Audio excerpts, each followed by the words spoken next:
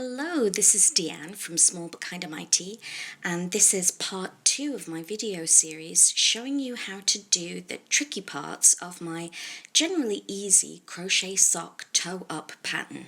For crochet videos for both beginners and more experienced crocheters, then subscribe to my channel, and if you don't want to risk missing a video, tap the notification bell. All the links you need are in the description box below, including the link to all of the free crochet patterns I have on my website.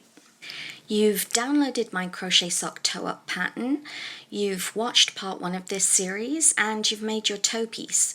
Congratulations, because that was the hardest part of the sock, and from here on your pace will speed up significantly, I promise. By the end of this video, you will know exactly how to make an extended single crochet stitch and use it for the foot and leg of your sock. And stay tuned, because I will also show you how easy it is to create the heel break space. Following the pattern, we're going to slip stitch into the first stitch of round 1 of the foot. Then we're going to chain 1.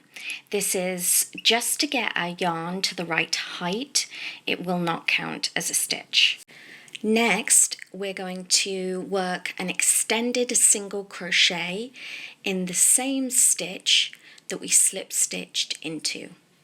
The extended single crochet starts out exactly the same as a regular single crochet. You insert your hook in the stitch, yarn over and pull up a loop. There are now 2 loops on your hook. This is when things start to look different.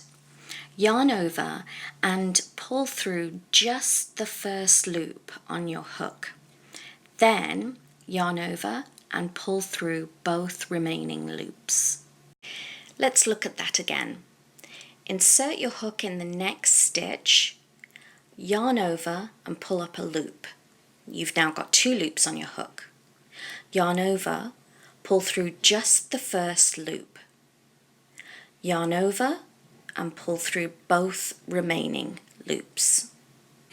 At the end of round 1, make sure you skip over the slip stitch and chain 1 from the start of round 1 and make an extended single crochet in the first stitch from round 1. What you see me doing here is how I work the start of each round.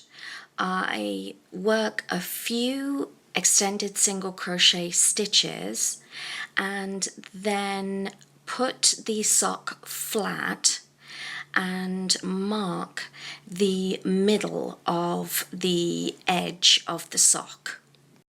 The reason for doing this is that crochet stitches actually spiral, and this is the most effective way to keep the place marker and the beginning of my round at the edge of the sock. Continue making rounds of extended single crochet until your foot reaches length A as noted in the pattern. Now for the heel break. Assuming you have a round size of 44 stitches, then first you'll make 22 extended single crochets, placing a marker in the first extended single crochet of the round. If your stitch count is larger or smaller, then adjust accordingly. When you get to the middle of the round after 22 extended single crochets, then loosely chain 22. And work an extended single crochet into the first stitch which you marked from round 1 of the leg. For round 2 of the leg, work an extended single crochet in each extended single crochet from round 1, and then an extended single crochet in each chain from round 1.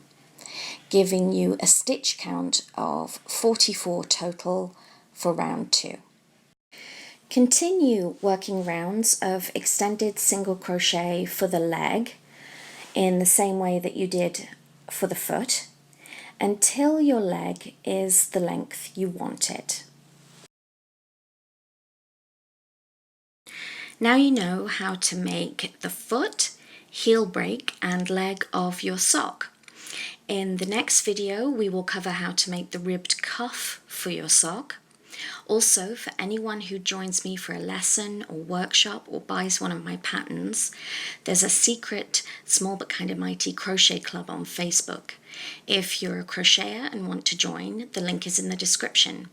You just have to buy a Small But Kinda Mighty pattern and you're in. If you find these videos helpful, please let me know by liking this video, subscribing to my channel, and share the video with your fellow crafters. Remember to let me know if these videos are helpful and if there are any other crochet topics you would love to see covered. Take care and thanks for watching.